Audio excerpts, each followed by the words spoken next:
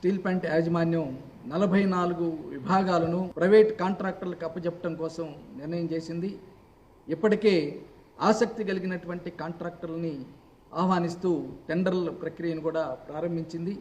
Visakhapatnam steel ప్లాంట్ని దొడ్డిదారిన ప్రైవేటీకరించడంలో భాగంగానే కేంద్ర బీజేపీ సర్కారు, రాష్ట్రంలో చంద్రబాబు నాయుడు కూటమి ప్రభుత్వం ఇద్దరూ కలిసి ఈ కుట్రకు పాల్పడినట్లు స్పష్టమవుతూ ఉన్నది. దీన్ని మేము తీవ్రంగా ఖండిస్తూ ఉన్నాము.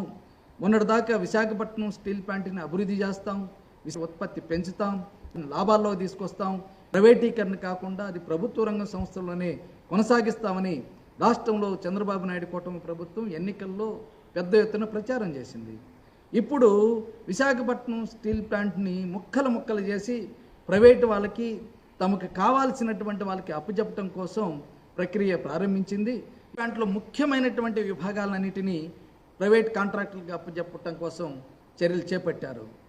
ఆర్ఎంహెచ్పి ఇది ఐరన్ ఓర్ని, బొగ్గుని వివిధ డిపార్ట్మెంట్లకి సరఫరా చేసే ముఖ్యమైనటువంటి విభాగం. దీన్ని కూడా కాంట్రాక్టులకు ఇస్తూ ఉన్నారు. అలాగే విద్యుత్తును ఉత్పత్తి చేసేటటువంటి క్యాప్టివ్ థర్మల్ ప్లాంట్, దాన్ని కూడా ప్రైవేట్ వాళ్ళకి ఇవ్వటం కోసం నిర్ణయం తీసుకున్నారు. అలాగే బ్లాస్ట్ ఫర్నెస్ ఉంటుంది, ఐరన్ ఓర్ని బాగా హీట్ చేసి లిక్విడ్గా మార్చేటటువంటి 3 బ్లాస్ట్ ఫర్నెస్లు ఉన్నాయి. ఆ మూడింటిని ప్రైవేట్ వాళ్ళకి ఇవ్వబోతూ ఉన్నారు. SMS1, SMS2 లేకపోతే SBM కానీ ఇటువంటి అన్నిటిని కూడా ప్రైవేట్ వాళ్ళకి ఇవ్వబోతున్నారు. కోకో ఓవెన్ కానీ సెంటర్ ప్లాంట్ వీటిని కూడా ప్రైవేట్ వాళ్ళకి ఇవ్వాలని నిర్ణయం తీసుకున్నారు. గతంలో ఎన్నికలప్పుడు తెలుగుదేశం, జనసేన ఇద్దరు కలిసి విశాఖపట్నం స్టీల్ ప్లాంట్ని మేము ప్రైవేటీకరణ కానివ్వము, ప్రభుత్వ రంగంలోనే కొనసాగిస్తాం, స్ట్రాటజిక్ సేల్ నుంచి కేంద్ర ప్రభుత్వం చేసినటువంటి నిర్ణయాన్ని ఉపసంహరించుకునేలాగా మేము చేస్తామన్నారు. కానీ స్ట్రాటజిక్ సేల్ అనేటువంటిది ఉపసంహరించుకోలేదు. వారం రోజుల క్రితం పార్లమెంటులో వేసినటువంటి ప్రశ్న సందర్భంగా కేంద్ర బీజేపీ ప్రభుత్వం స్పష్టం చేసింది, మేము విశాఖపట్నం స్టీల్ ప్లాంట్ని వ్యూహాత్మకంగా అమ్మేస్తాం తప్ప దాన్ని ప్రభుత్వ రంగంలో కొనసాగించం అని కూడా చెప్పారు.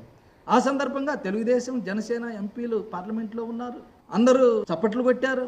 అంటే విశాఖపట్నం స్టీల్ ప్లాంట్ని ముక్కలు చేసి అమ్మకానికి ప్రారంభించినట్లు స్పష్టమవుతూ ఉన్నది. ఇప్పుడు వాళ్ళు చేస్తున్నటువంటిది ఏమిటి? గత 4 నెలల నుంచి చేస్తున్నటువంటిది ఏమిటి? విశాఖపట్నం స్టీల్ ప్లాంట్లో ఉండేటటువంటి కాంట్రాక్ట్ కార్మికుల్ని, పర్మనెంట్ ఉద్యోగుల్ని దశల వారీగా తొలగించేస్తున్నారు. ఈ 4 నెలల కాలంలో దాదాపు 5,000 మంది కాంట్రాక్ట్ కార్మికులను తీసేశారు, 1,200 మంది పర్మనెంట్ కార్మికుల్ని తొలగించేశారు. ఇప్పుడు మరో 5,000 మంది కాంట్రాక్ట్ కార్మికులను తొలగించడానికి సిద్ధం చేశారు. మరో 2,000 మంది